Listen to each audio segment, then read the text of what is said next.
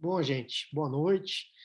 Vamos lá voltar a falar do capítulo 3º, Há Muitas Moradas na Casa do Meu Pai, mas agora entrando na questão do segundo bloco, digamos assim. O primeiro bloco era focado mais no passado, nos mundos de expiação e prova, e aquela questão do mundo de capela que a gente trouxe com aqueles 3 povos, 4 povos que migraram para cá, a gente vai relembrar deles um pouquinho mais para frente também, porque vai encaixar aqui em um determinado momento da apresentação. Hoje o foco, então, volta para o mundo, para o futuro, né? Na verdade, presente e futuro do planeta e dos habitantes dele. Então, a gente vai relembrar as passagens aqui do Evangelho e depois entrar nas questões que vão dar subsídio a esses estudos que estão no Evangelho. Então, lá, item 16, mundos regeneradores, lá do Evangelho. Lembrando que é o capítulo 3º. Mas também há os miseráveis e melhores, como os há de transição, que se pode denominar de regeneradores, ou seja, mundos miseráveis e mundos melhores do que os de expiações e prova. E os de transição são chamados os mundos regeneradores. Os mundos... Deixa eu mexer aqui. Os mundos regeneradores servem de transição entre os mundos de expiação e os mundos felizes. A alma penitente encontra neles a calma, o repouso e acaba por depurar-se. Sem dúvida, em tais mundos, o homem ainda se acha sujeito às leis que regem a matéria. A humanidade experimenta as vossas sensações e desejos, mas liberta das paixões desordenadas de que sois escravos, isenta do orgulho que impõe silêncio ao coração, da inveja que a tortura, do ódio que a sufoca. Em todas as frontes, ou seja, em todos os lados, vem-se escrita a palavra de amor. Perfeita equidade preside as relações sociais, todos reconhecem Deus e tentam caminhar para ele, cumprindo-lhes as leis. Ou seja, é um mundo melhor do que o nosso, dá para imaginar isso, né? Porém, ele coloca aqui que a humanidade ainda experimenta as nossas sensações e desejos, mas está livre o quê? Dessas paixões desordenadas que nós temos aqui hoje. Aí continua. Nesses mundos ainda não existe a felicidade perfeita, mas a aurora da felicidade, ou seja, um vislumbre dela. O homem lá ainda é de carne, e por isso sujeito às vicissitudes, ou seja, aos erros, que libertos só se acham os seres completamente desmaterializados, ou seja, em outros mundos ainda. Ainda tem de suportar provas nesses mundos de transição, porém, sem as angústias da expiação. Aí a gente fica assim, pô, o que é prova e o que é expiação, então? Então lá eu terei prova, mas não terei expiação. Aí Chico Xavier, num livrinho chamado O Consolador, aqui embaixo, coloca lá, a provação é a luta que ensina ao discípulo rebelde e preguiçoso a estrada do trabalho e da edificação espiritual. A expiação, porém, é a pena imposta ao malfeitor que comete um crime. Então, é muito tênue a linha. Quando a gente pega lá, por exemplo, e por isso que nós estudamos aquelas entidades que vieram de Capela para cá, eles vieram em expiação, porque era o quê? Uma pena imposta àqueles malfeitores. Naquele lugar que eles estavam desajustados com a frequência, com a vibração do momento que viviam naquele lugar, naquele planeta. Então, tiveram como pena o afastamento daquele planeta e foram o quê? Degradados para a Terra. E aí ele continua, comparados à Terra, esses mundos são bastante ditosos e muito dentre vós, ou seja, muito dentre nós aqui na Terra, se alegrariam de habitá-los, pois que neles representam a calma após a tempestade. Menos absorvido pelas coisas materiais, o homem divisa, ou seja, ele experimenta, ele imagina, melhor do que vós, melhor do que nós aqui na Terra, o futuro. Compreende a existência de outros gozos prometidos pelo Senhor aos que deles se mostrem dignos. Ou seja, lá nesse momento, nesse planeta um pouco melhor do que o nosso, ou seja, em regeneração, onde os espíritos estão em regeneração, ou considerados aí regeneradores, né? Eles têm o quê? O vislumbre do que é um mundo melhor e do que é essa questão, esses gozos prometidos pelo Senhor, que é colocado hoje para nós, do nosso futuro em relação à caridade, ao amor, ao próximo, essas questões trazidas no Evangelho, que hoje a gente fica com muita fé de que esse é o caminho a ser seguido, não só porque Jesus trouxe, mas N outros que já passaram pela Terra em seus diversos momentos de transição, já também trouxeram da mesma forma, mas a gente fica muito na abstração, imaginando e apostando que isso é o caminho, mas sem ter noção, sem ter essa aurora do que é realmente essa felicidade. Ah, mas nesses mundos, ainda falível é o homem e o espírito do mal não há perdido completamente o seu império. Não avançar é recuar, e se o homem não se houver firmado bastante na senda do bem ou no caminho do bem, pode recair nos mundos de expiação, onde então novas e mais terríveis provas o aguardam. Exatamente o que o Chico trouxe no livro A Caminhos da Luz, falando desse pessoal de Capela, que lá eles estavam num mundo melhor, ainda tinham matéria, ainda eram materializados, ou seja, era um mundo provavelmente de regeneração, ou talvez ainda melhor, e lá ele colocou que esses que não estavam exatamente firmes o bastante na cena do bem, poderiam que recuar. E o que aconteceu com eles? Acabaram sendo degradados para a Terra. O progresso é a lei da natureza. Então, o que ele diz aqui? Né? Que o progresso, ou seja, o progresso não só do ser humano, mas de tudo na natureza tem que progredir. E a essa lei, todos os seres da criação, animados e inanimados, foram submetidos pela bondade de Deus, que quer que tudo se engrandeça e prospere.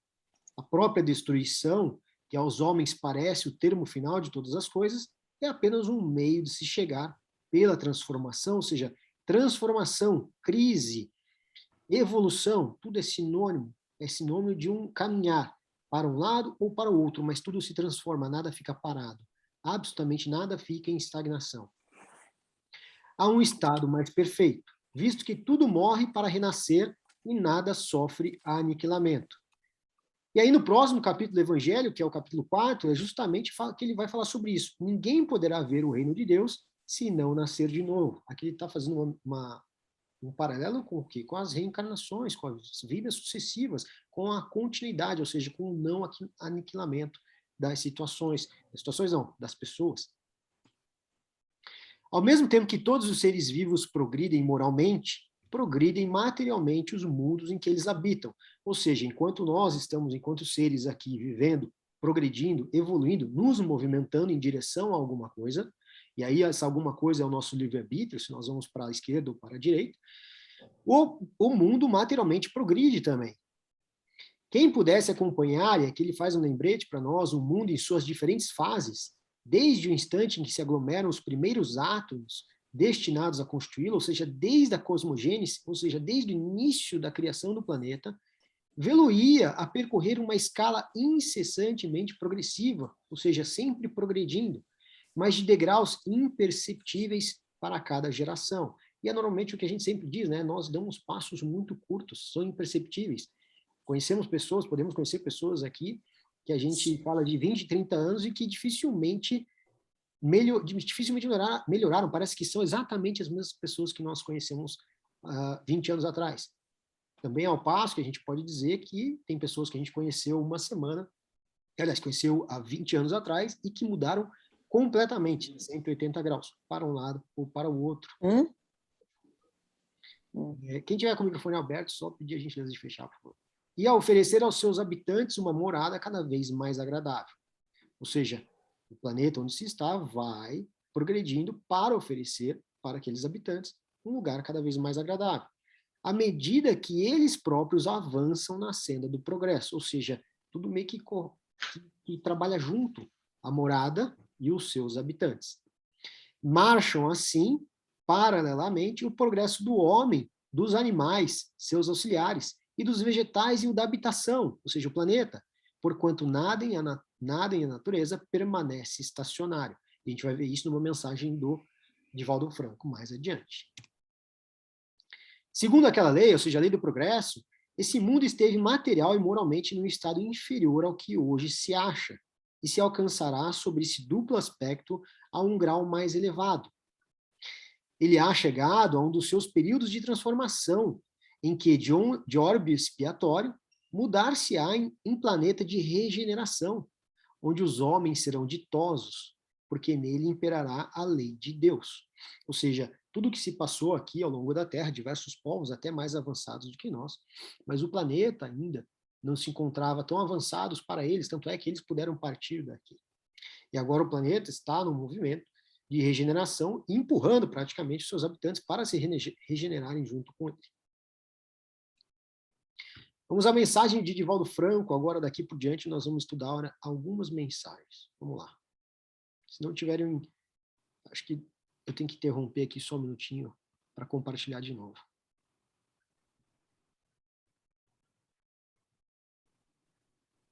Vamos lá. Todos estão vendo, né? Aliás, alguém não vê?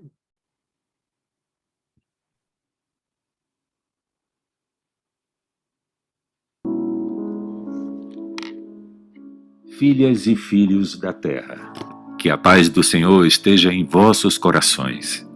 Conheceis a história da nebulosa de gases incandescentes da qual surgiu o nosso sistema solar. Sabemos como a divina providência manipulou essas forças gasosas e construiu o nosso amado planeta, acalmando as convulsões contínuas da sua massa em ebulição e adornou-lhe a superfície com a incomum e majestosa beleza. Bem como acalmou os seus oceanos, mares e todas as águas, a fim de que a vida sobrepujasse os difíceis e complexos fatores ambientais. Surgiram os astros, que passaram a iluminar as suas trevas, e o céu transparente e azul apareceu com a presença dos 60 quilômetros de altura do seu oxigênio, envolvendo-lhe a crosta que segura a matéria ígnea do seu centro. Vagarosamente surgiram as primeiras expressões de vida, até o momento em que o ser humano passou a habitá-la, sendo...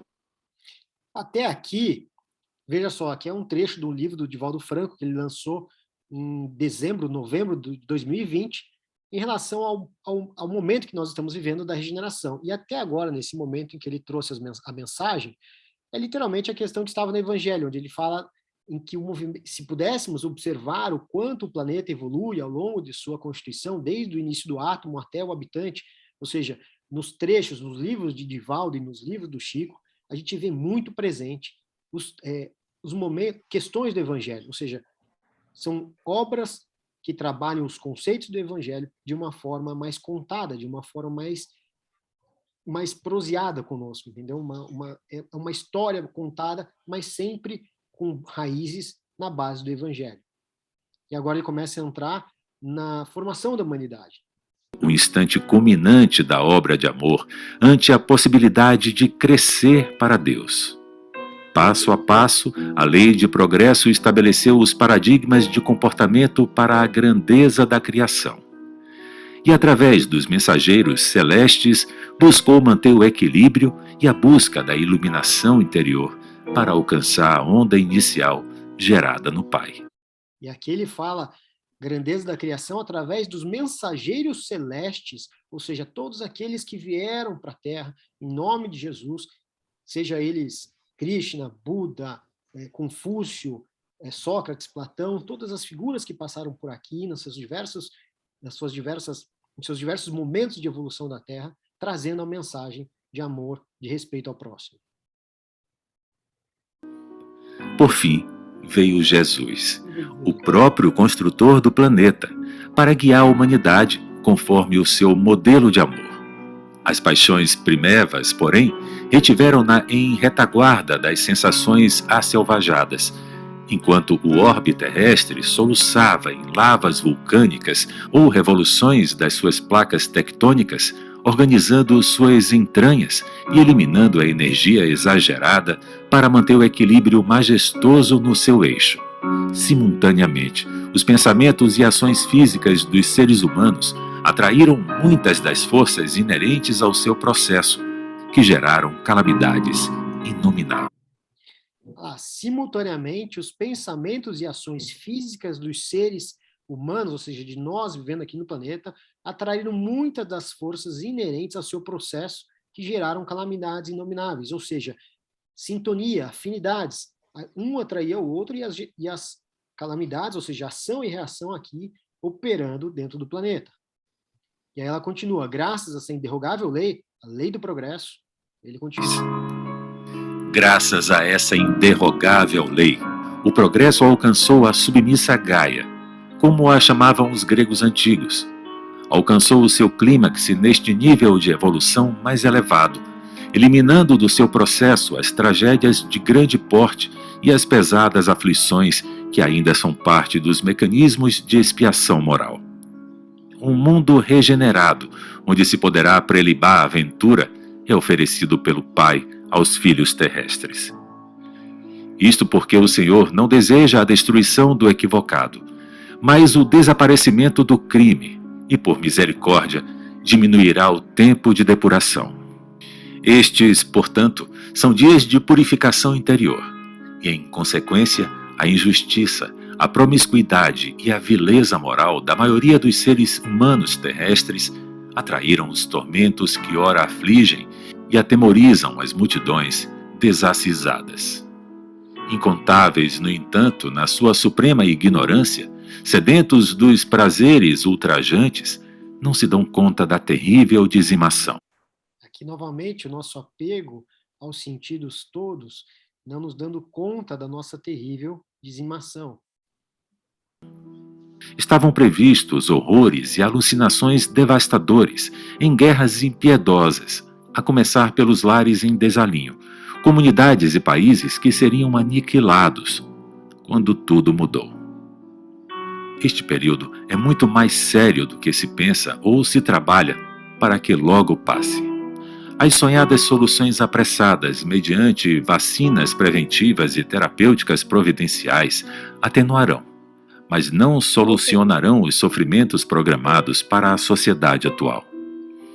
Sucede que o estabelecido se cumprirá, e aqueles que preferirem o caos serão exilados para mundos congêneres. Apressadas mediante vacinas preventivas e terapêuticas providenciais atenuarão, mas não solucionarão os sofrimentos programados para a sociedade atual. Por quê? Porque o ser humano continua tapando o sol com a peneira. Ele prejudica o meio ambiente, prejudica a morada em que ele vive, prejudica o próprio corpo, prejudica a sociedade como geral, e tapa o sol com a peneira, produzindo vacina. Ele não ataca a raiz, ele vai simplesmente combater aquilo que ele mesmo causou, mas não na raiz do problema. Ou seja, ele não está indo na causa, ele está indo no efeito. E a causa é o quê? O próprio ser humano, a própria maneira dele se dar entre ele e o próprio ser humano, entre ele e a natureza, entre ele e a própria morada, seja a sua morada como corpo, seja a sua morada enquanto planeta. E aí o que acontece? Ação e reação.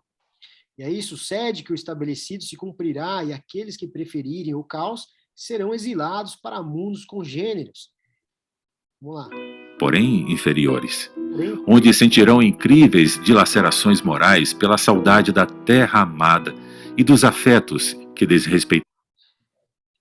Porém inferiores, onde sentirão incríveis dilacerações morais pela saudade da terra amada e dos afetos que desrespeitaram. Exatamente, muito parecido o texto com o que o Chico Xavier traz no livro dele, escrito em 1939, sobre A Caminho da Luz, onde ele diz que esses habitantes lá de Capela, quando aqui vieram, sentiam muita saudade do país antigo, eles tinham dentro deles aquela sensação de que daqui eles não pertenciam, que eles precisavam se melhorar para voltar na terra amada. E se sentiam exatamente como está aqui também, dilacerados, com o coração apertado. É lógico que nem todos sabiam. Agora, quando a gente falou, então, lá atrás, no domingo passado, sobre alguns povos, né, relembrando aqui, principalmente os hindus, os indianos, onde tem as castas, e através das castas, eles acabam não se deixando, não se permitindo se mesclarem, não se permitindo com que aqueles que são serviçais, entre aspas, não se casem, não trabalhem, não estudem, porque eles simplesmente nasceram dentro daquela casta. Isso não está escrito em nenhum lugar da religião deles, mas uma interpretação muito rigorosa faz com que eles assim sejam e sofram em função disso. E aí, o importante da gente olhar para as castas da Índia é ver o quanto, não só os indianos, mas também o povo de Israel, quando eles são extremamente fraternos entre eles, mas excludentes do resto do mundo, olhar o que nós estamos fazendo quando nós nos comparamos a eles.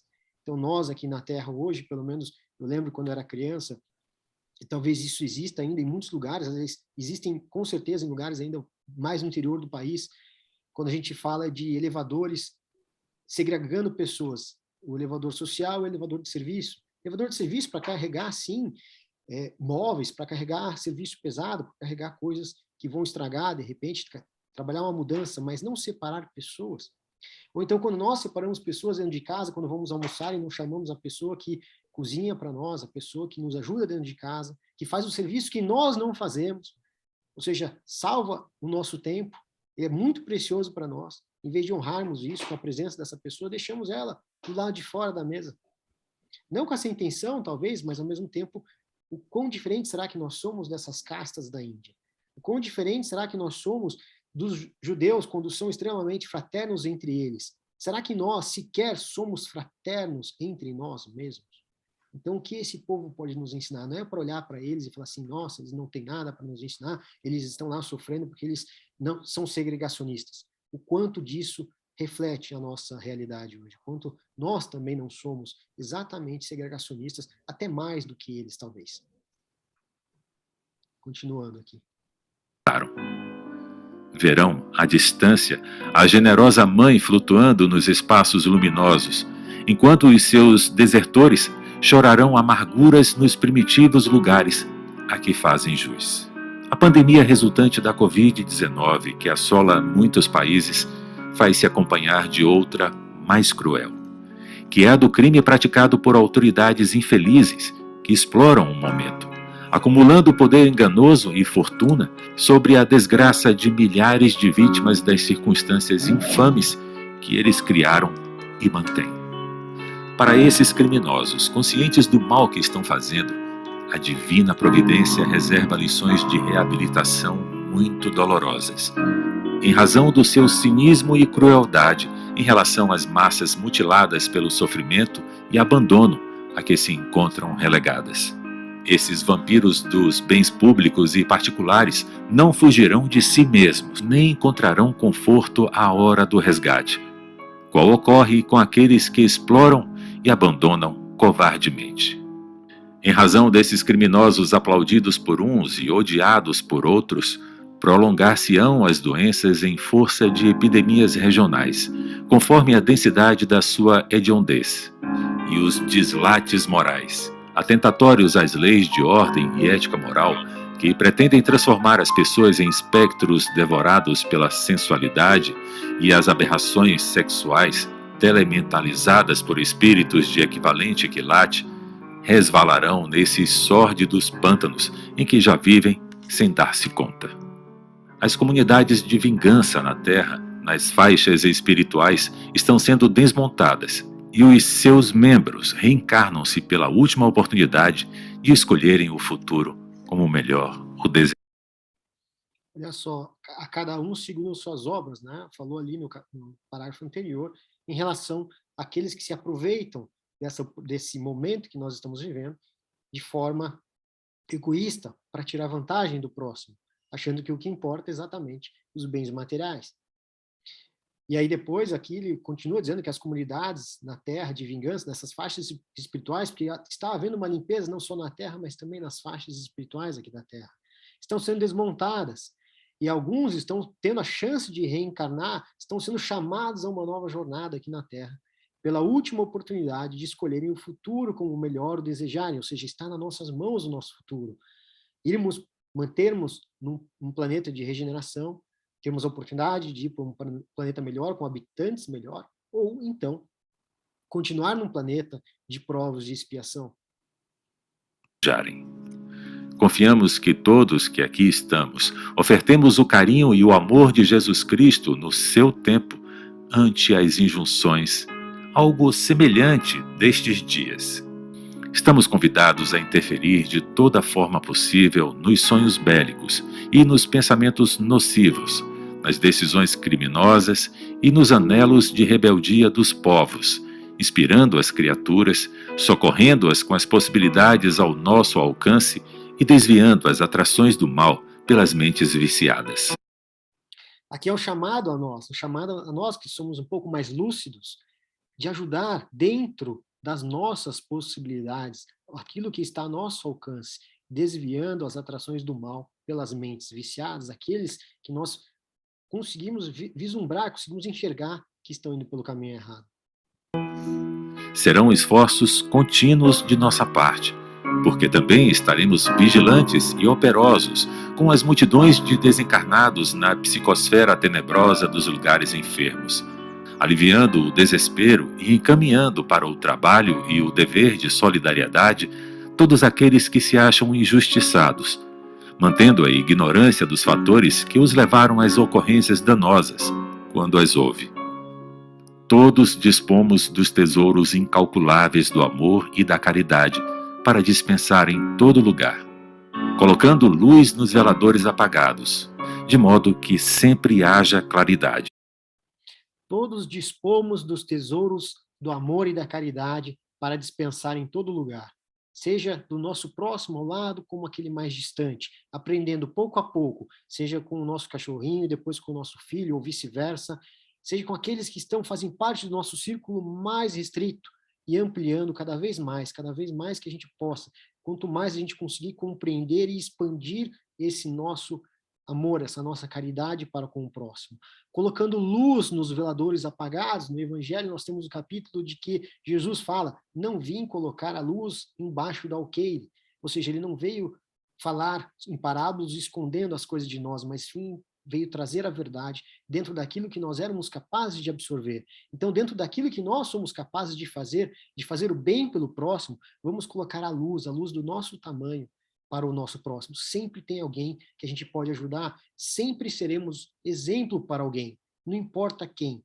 Desde o menor ao maior, nós sempre temos de quem aprender e sempre temos a quem ensinar. Nós não podemos nos omitir, não podemos ignorar que nós somos exemplo. Mesmo quando nós não estamos vendo, tem alguém olhando para nós. Então não podemos desperdiçar essa chance, porque somos responsáveis também por aquilo que nós não sabemos que estão nos olhando. É importante porque temos que ter noção do tamanho da nossa responsabilidade,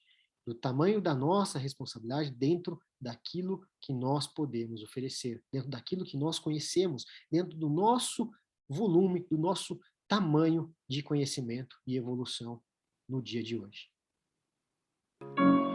No século passado, momento houve em que o próprio Jesus visitou novamente a Terra, a fim de evitar a guerra que estava por explodir, na volúpia de algumas nações soberbas e materialistas, que ainda se encontram aguardando o momento de supremacia sobre as demais.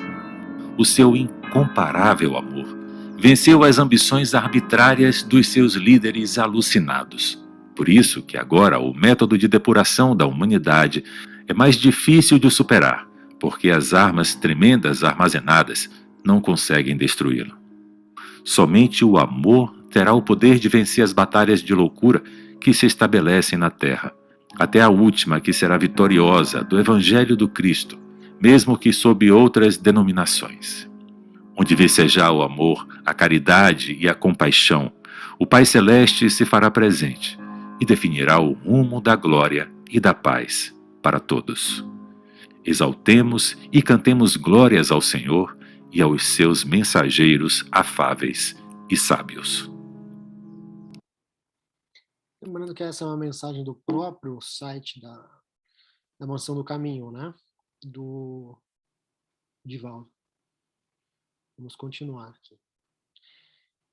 E aí, então, depois de uma mensagem dessa, é responsabilidade de todo mundo mudar o mundo? Nós precisamos mudar o mundo? Vamos ver essa mensagem. I'm gonna put a dent in the universe.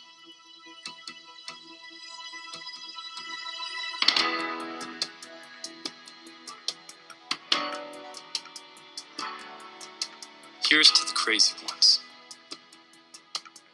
the misfits, the rebels, the troublemakers, the round pegs in the square holes, the ones who see things differently.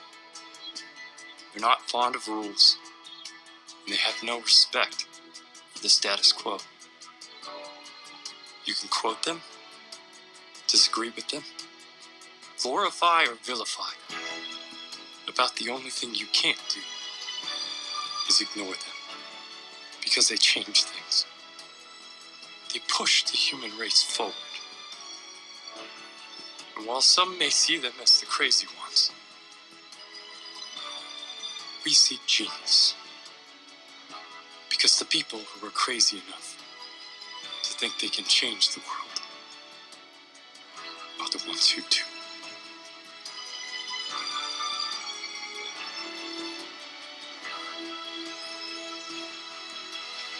What was that? Aqui é um trecho, parte final do filme do Steve Jobs, onde, esqueci o nome desse ator, o que ele está falando aqui? É preciso desafiar o status quo, é preciso, aqueles que têm a audácia de mudar o mundo são aqueles que mudam. Aqui ele está falando, óbvio, ele tem aqui, comparado conosco, ele, Bill Gates, Einstein, Newton, Thomas Edison, qualquer um desses que você citar ao longo da história, diversos artistas, diversos Michelangelo, enfim, Jesus, os profetas, nós estamos falando aqui de gente muito grande.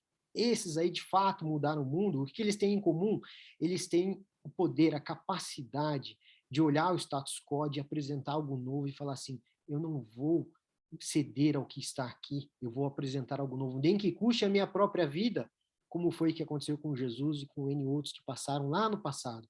Hoje em dia isso é um pouco mais respeitado, você não precisa dar a vida, mas são pessoas que vêm para mudar, são pessoas que trabalham duro, que dão um sangue duro, que não têm a vida facilitada, não. Eles têm, assim, uma força de vontade. Eles olham o momento presente, olham para a história, olham para o ambiente e são maior que o próprio ambiente. Eles não cedem, eles são impelidos por uma vontade da qual nós temos que ter, mas não para mudar o mundo, mas para mudar a nós mesmos, para mudar o nosso status quo, para mudar aquilo que nos impede de avançar.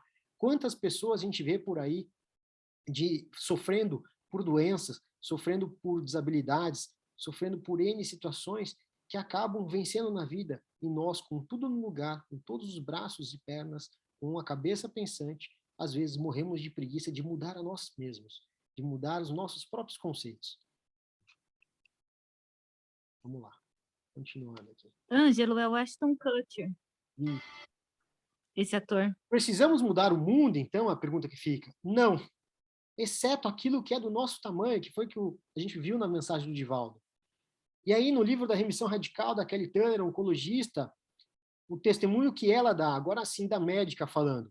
Outra coisa que nos inspira nos sobreviventes ao câncer é a transformação causada por essa experiência. Todos eles afirmam que a jornada da cura é algo que jamais poderiam repetir por ter sido tão maravilhosa, saudável e adorável a transformação ocorrida em suas vidas. Ou seja, é possível, é importante que a gente se dê ao luxo, a gente nos obriga, que a gente se impele a fazer essa transformação. E não precisamos esperar uma doença para que isso aconteça. A gente pode fazer sim, sabendo, desde que a gente conheça o caminho. E olhar o caminho desses avatares que passaram aqui na Terra é o caminho a ser seguido. Pelo menos é essa a esperança que nós temos aqui. Porque parece que faz sentido a hora que eles trazem para nós e nos apontam o caminho do amor, da caridade. Não faz sentido ser de outra forma. Aí, continuando, mais uma mensagem aqui.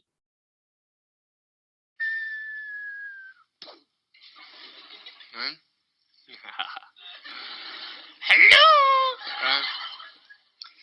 So what do you do when you fall down? Get back up. Everybody knows to get back up, because if I start walking, I'm not going to get anywhere.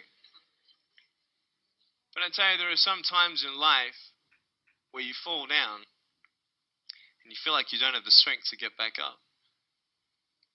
You sort of put a mask on your face when you come to school and pretend that everything's okay when it's not, and you go home and lay in your bed when no one's looking at you, when you don't have to impress anybody, and you're yourself. And fear comes in. You know the fear that you have as soon as you walk into the doors of your house. Maybe there's a broken home. Maybe you have doubt in your life. Maybe you don't know for sure what's going to be happening in the future, and it scares you. Maybe you're worried about what people think of you, what people say about you. Just that fear paralyzes you. And I just want to ask you today, do you think you have hope? Because I tell you, I'm down here, face down, and I have no arms, no legs. It should be impossible for me to get back up. I mean, you go home and tie the legs and arms of your brothers and sisters and like push them down and see how long it's going to take them to get back up. You know what I mean? You know, you can tell them that you'll see them tomorrow. You know what I mean? But this is the thing. It should be impossible for me to get back up, but it's not. You see, I will try 100 times to get up, and if I fail 100 times, If I fail and I give up, do you think that I'm ever going to get up? No. But if I fail, I try again and again and again. For as long as I try, there's always that chance of getting up. Does that make sense?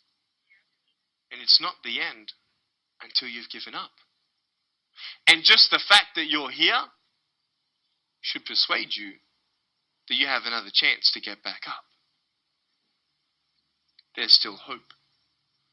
I'm not here today to tell you that I understand your pain. I don't know how it feels to be abused. I don't know how it feels to feel, quote, fat and you've got an eating disorder. I don't know how it feels to have a broken home. I don't know how it feels. But I know how it feels to have a broken heart.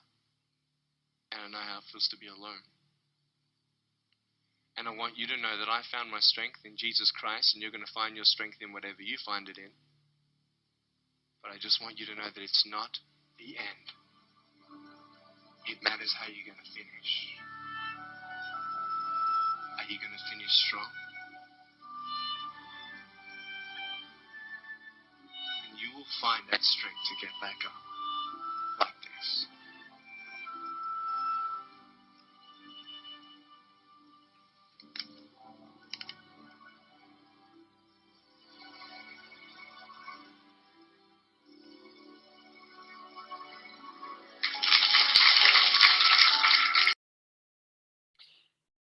É engraçado, enquanto aquele é justamente a questão de lutar por si mesmo, no seu próprio mundo, sem a necessidade, sem o tamanho de mudar o mundo, porque nós não temos o tamanho de um Gandhi, de um Jesus e esses outros, mas nós temos os nossos problemas.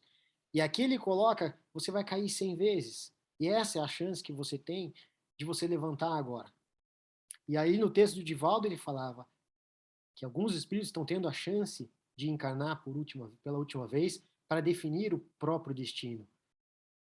Então aqui ele mostra para nós, o Nick, as situações que nós temos e que não podemos desistir. Somos chamados para essa vida e não podemos desistir dela, não podemos desistir dos obstáculos, que os obstáculos são justamente eles que nos preparam, são eles que nos moldam, são eles que nos colocam a experiência, são eles que nos põem a paciência a ser treinada, são eles que nos põem as nossas habilidades a ser treinada, a nossa moral a ser treinada. E é através dessas experiências que nós vamos escolher o mundo que nós vamos viver. Através de como responderemos a essas experiências.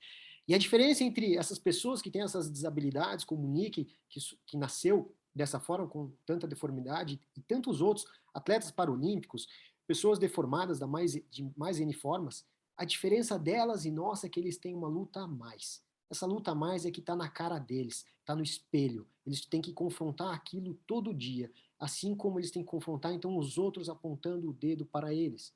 Porque enquanto os outros são perfeitos, entre aspas, por fora, nós todos aqui perfeitos por fora, por dentro, muitas vezes somos até mais quebrados do que essas pessoas. Então a diferença é que a gente olha para ele e fala assim, como ele consegue ser feliz se ele está totalmente quebrado? Ele está quebrado por fora, mas por dentro ele é um leão muito maior do que todos nós, a ponto dele conseguir fazer da maior desabilidade dele, do maior obstáculo dele, a sua maior virtude. E nós não conseguimos fazer isso, por quê? Porque parece que é uma vantagem nossa esconder os nossos obstáculos. Então nós escondemos os nossos obstáculos e ninguém sabe deles. Vivemos uma vida fingida, uma vida cheia de máscara, uma vida que parece perfeita, mas por dentro cheia de dor, de amargura.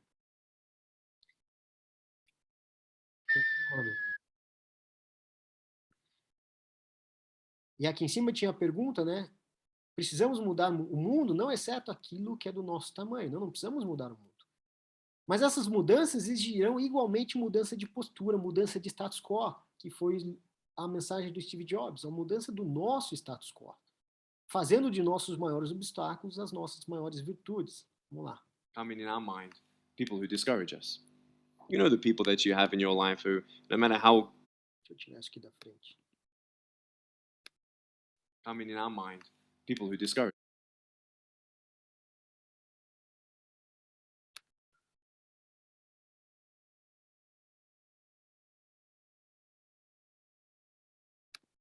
Coming in our mind, people who discourage us.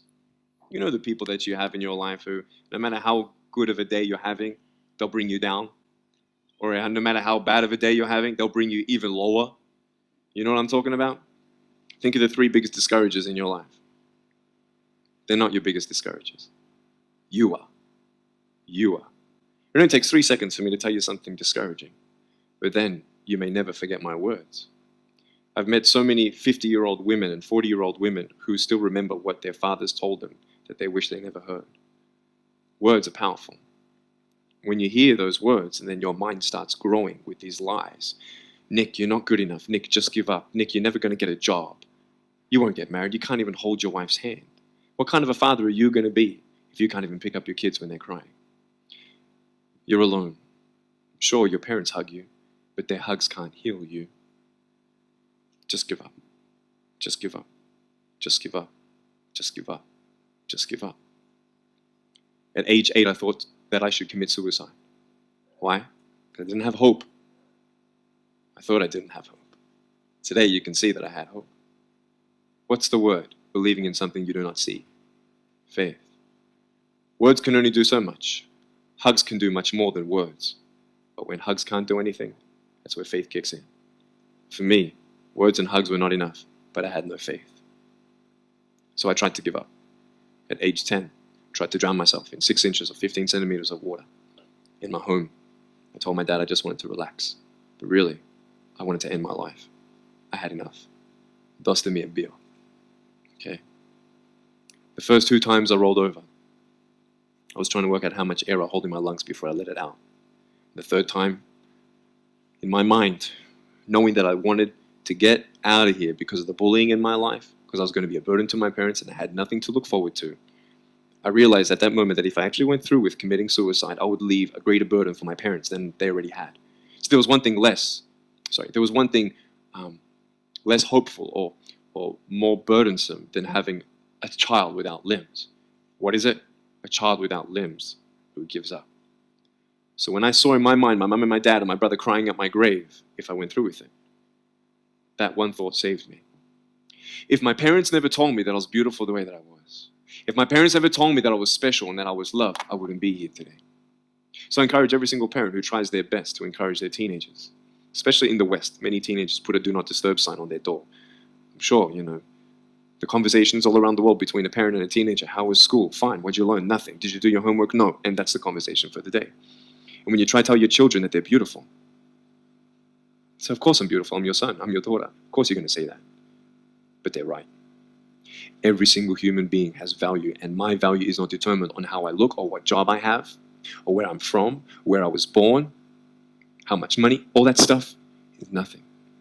So many teenagers tease each other for how we look. And I tell the teenagers, do you think that I'm cool enough to be your friend? They're like, yeah, of course.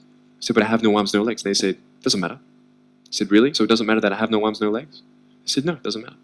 I said, then actually, if it doesn't matter, then why do we kill each other with our words? If it actually doesn't matter. Why do we look ourselves in the mirror and see ugly instead of valuable? I want to ask you today, what are you looking for? If I gave you $1 billion, would you be happy? If you gave me $1 billion, I'd be very happy. But then if my mum dies tonight, am I happy? No. With all the money in the world, I'd never be happy. Why? Because money is something that cannot heal the soul. So many teenagers are looking for love, which love does heal the soul. Love does complete the soul. But even sex before marriage, I was a virgin before I got married. Yeah, I've got a gorgeous wife. We're pregnant with our first son. And I don't need hands to hold her hand. I only want to hold her heart.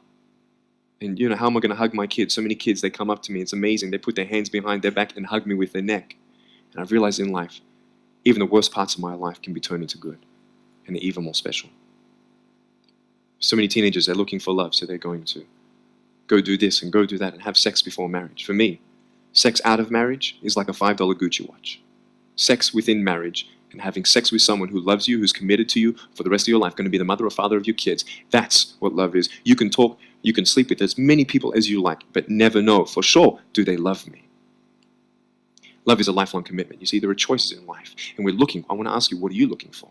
Well, if I can just get drunk, why not, man? I only live once. Well, if that's the way you believe, great. But for me, I'm a greedy man. I don't want to live for 90 years. I want to live for billions of years. And I know that every day my choices will affect this life, other people's life, and my eternal life. You got to come to the truth of knowing who you are and why you're here. William Barclay, he said, the greatest 2 days in anyone's life. The day you were born and the day you knew why. So, you're ugly. No, I'm beautiful the way that I am. And if you can't believe that for yourself, so many girls especially stay with their emotionally abusive boyfriends. Because if I break up with him, then who's going to want me? See, we all want love. That's why we do what we do sometimes. To get into the crowd, I'm going to swear, I'm going to be cool. That's what this world is. I want to look like her. If I was taller, shorter, smarter, more popular, whatever you want. It's not enough. Until you find the truth. I'm wonderfully and fearfully made. There's a greater purpose for my life. I am here for a reason. Sure, I didn't get a miracle. Yeah, I believe in a God who can do miracles, and I have a pair of shoes in my closet. Why? I've seen blind people seeing and deaf people hearing. That's fine if you don't believe me. I got it on camera. But I realized something. If God doesn't change my circumstance, He's going to use my life to be a miracle for someone else. When you don't get a miracle, you can still be a miracle for someone else. I don't have any walls. My book's called Life Without Limits. And what will be, will be. I've acted in a short film, 30 awards. I got Best Actor in a Short Film. I've done my own music video. I've written 2 books. First book, 30 languages, 800,000 copies. I'm 29, and we know 1 billion people know who I am. Not to bring up my pride or my name or my status. Trust me, I'm just like you. But I hope you are inspired to know that if I can dream big, then so can you. There are no walls. Find your peace, and you'll make your walls doors. Thank you so much.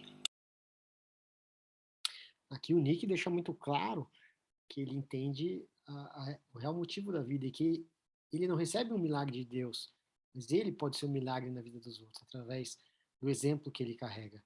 Ele percebeu o exemplo que ele podia ser para os outros, através da vida que ele levou. Ele é casado, ele tem filho. Tudo que falavam para ele que ele não iria conseguir, ele acabou conseguindo, indo muito mais além.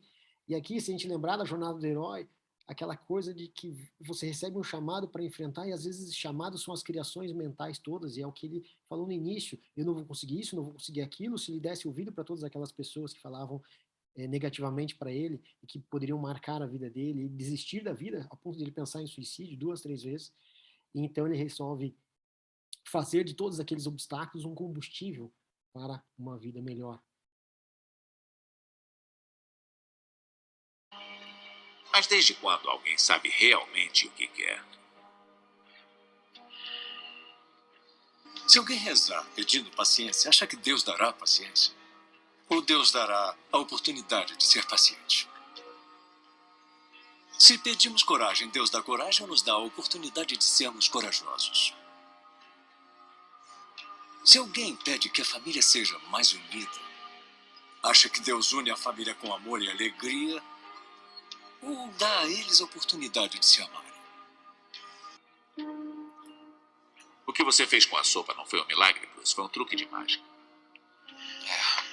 Uma mãe solteira que trabalha em 2 empregos e ainda acha tempo para levar o filho para treinar futebol, isso é um milagre. Um adolescente que diz não às drogas e sim à educação, isso é um milagre.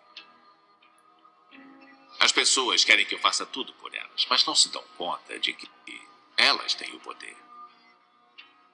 Você quer um milagre, filho? Seja um milagre. As pessoas querem mudar o mundo e não sabem como começar. Quer saber como mudar o mundo? Uma atitude real de carinho e amor de cada vez. Como é que eu lido com isso? Parece uma oportunidade. Faça uma oração, filho. Vá em frente.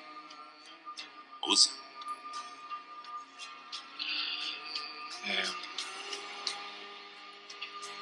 Senhor, alimente os famintos e dê paz a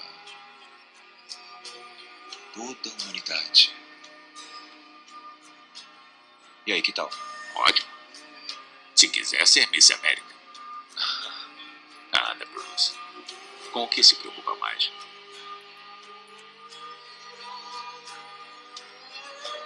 Grace. Grace. Quer que ela volte pra você? Não. Eu quero que ela seja feliz.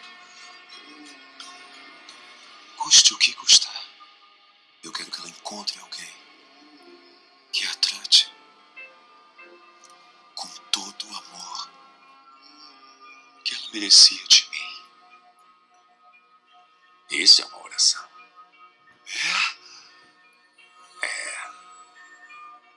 As boas. É boa? Eu vou cuidar dela agora. Aqui é legal que ele mostra, nos dá o conceito da oração direitinho, como mudar o mundo, quais são os milagres. Os milagres, a mãe que tem 2 empregos para sustentar o filho, que se dedica, que você quer um milagre, você tem que ser um milagre. Ou que na oração você tem que não pedir as coisas, mas sim desejar o bem para o próximo. Fazer aquilo que você não pode fazer, de repente. E se você quer força, Deus não vai te dar a força, vai te dar a situação para que você possa experimentar e aí sim se reerguer. É assim que funciona. E aí, no filme, no documentário, no TED do Nick, ele fala, procure seu propósito. Qual é o seu propósito? Qual é o seu propósito de vida? E a gente viu aqui em outras oportunidades, um cientista também, falando que será que você consegue enxergar propósito, entender que o simples gesto de lavar a louça em casa é importante? Aí vamos unir aqui um pouco a ciência em relação ao propósito de vida. Vamos ver o que essa mulher fala. Learning is about doing the work that your brain requires. So the best strategies are going to vary between individuals. You know what? They're even going to vary within individuals. So for you, learning music may come very easily, but learning to snowboard, much harder. I hope that you leave today with a new appreciation of how magnificent your brain is. You and your plastic brain are constantly being shaped by the world around you. Understand that everything you do, everything you encounter, and everything you experience is changing your brain. And that can be for better, but it can also be for worse. So when you leave today, go out and build the brain you want. Thank you very much. Aqui também é uma palestra do TED, onde uma neurocientista traz o resultado do trabalho dela e apresenta principalmente a relação do aprendizado, como o cérebro funciona. E aqui eu estou falando de propósito, por quê? Porque se nós fomos moldados dentro de uma biologia, dentro de um corpo, de um veículo, que nos traz um cérebro, e esse cérebro ele é neuroplástico, e eles querem o que dizer com isso? Que ele se molda absolutamente tudo o que acontece à nossa volta, ele absorve como uma esponja o que vemos, o que ouvimos, o que sentimos, o que comemos, o sol, a neve, enfim, absolutamente tudo passa no registro do nosso cérebro. E aquilo que nós escolhemos, então, vai definir o nosso futuro, o nosso presente, o nosso futuro, como o Nick falou. Eu sei que tudo que eu fizer hoje afeta a minha vida hoje, no futuro, e as vidas no futuro, ele fala. E aqui, quando a ciência fala para nós que o nosso cérebro é uma ferramenta de aprendizado, é uma ferramenta de movimento, é uma ferramenta que nos faz evoluir, querendo ou não querendo, de forma automática, ou seja, não é nossa escolha não evoluir.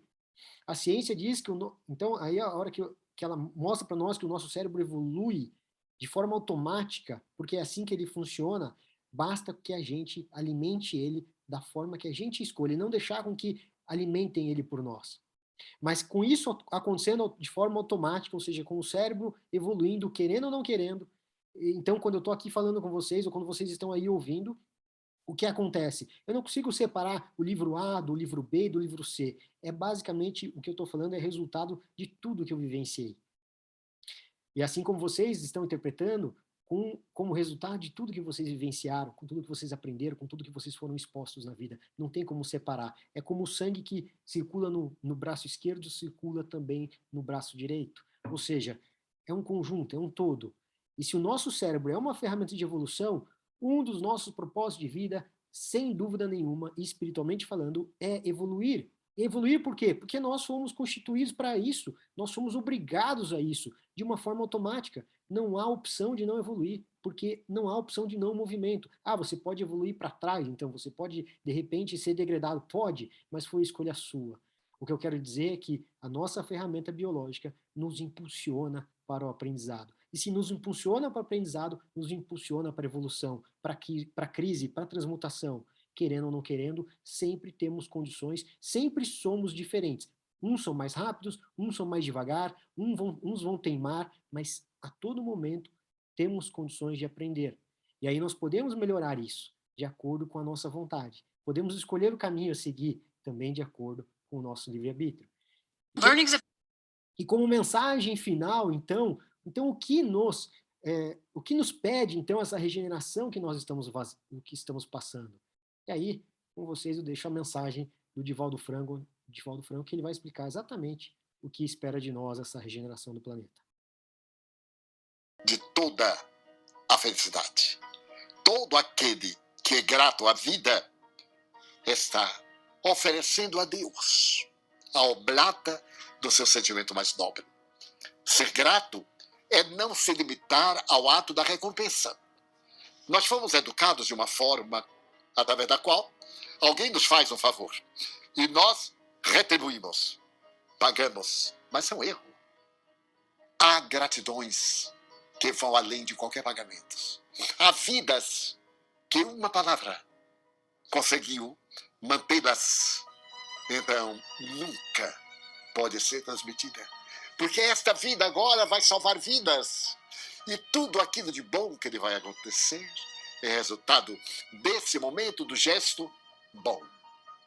Portanto, quando se é grato, nunca se experimenta nenhum tipo de decepção ou queixa, porque nada espera em resposta ao que realiza. Quando nós amamos, quando nós plantamos esperança, quando nós estimulamos ao avanço, Deus meu, não temos queixa. Se não foi um sucesso, foi uma tentativa. Não temos nenhum tipo de decepção porque não saiu como nós queríamos. Ainda foi melhor do que nós poderíamos imaginar. Então a resposta da vida é exatamente semear, semear. A parábola do semeador. Umas sementes caíram no asfalto, as outras nos espinhais, as outras caíram na lama, mas as poucas que caíram em terreno bom deram 100 por 1, 1000 por 1. E então vale a pena semear. Ser grato é saber que a vida é constante movimento. Por isso, não se deixe atormentar pelas mudanças. Estamos em constante movimento. Em mudanças no organismo, em cada 15 minutos, 1/3 do nosso organismo é inteiramente novo. Mudanças. O ser grato sabe transformar o mal que lhe acontece em oportunidade de crescimento.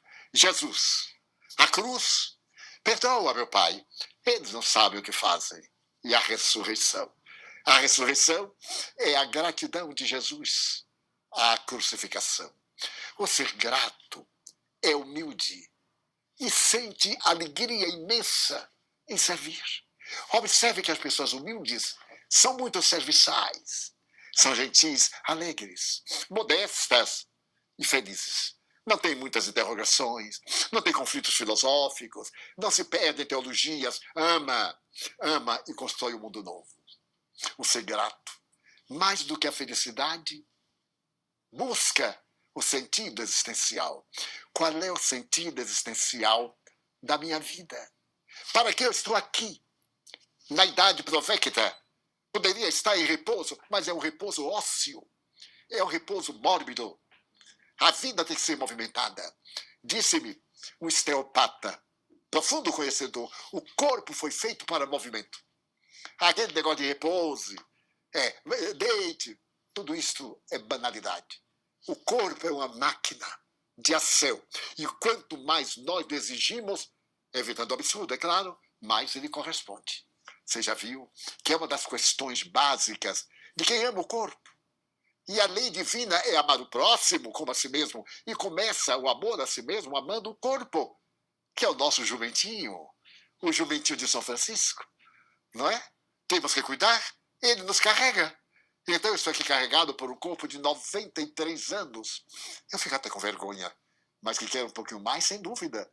Então, é essa harmonia interna. O ser grato é emocionalmente saudável. Note, quando estamos contrariados, perdemos a saúde integral. A raiva nos intoxica. Nós passamos a ter todos esses tormentos mentais e até achar que a vida não tem sentido, que não vale nem a pena amar, querer bem, porque nós estamos emocionalmente feridos. mas é se nós lembrarmos dos momentos felizes que já tivemos. Se recordarmos que estamos vivendo, então emocionalmente nós ficamos saudáveis. E sentimos saudade das horas boas, que são insubstituíveis. O ser grato busca a paz. Você é grato a todos aqueles que ao longo da vida ajudaram-no.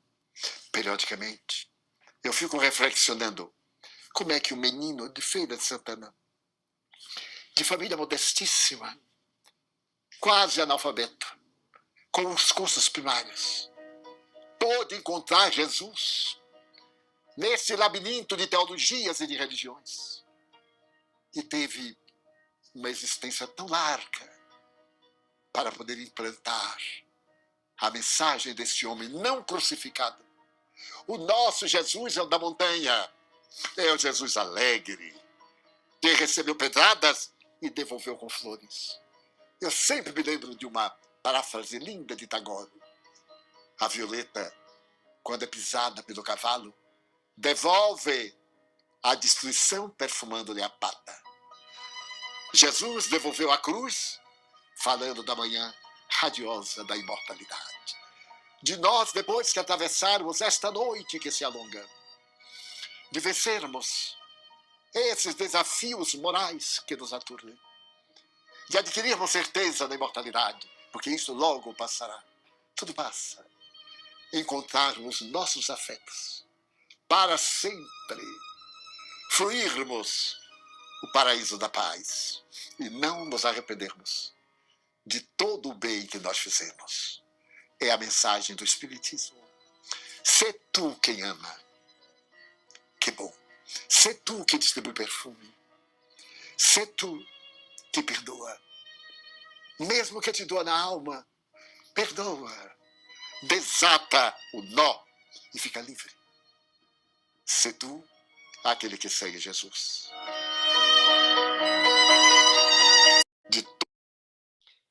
Para encerrar, no capítulo 1 do Evangelho, Não Vim Destruir a Lei, nas instruções dos Espíritos da Nova Era, tem um pedacinho que eu destaquei aqui.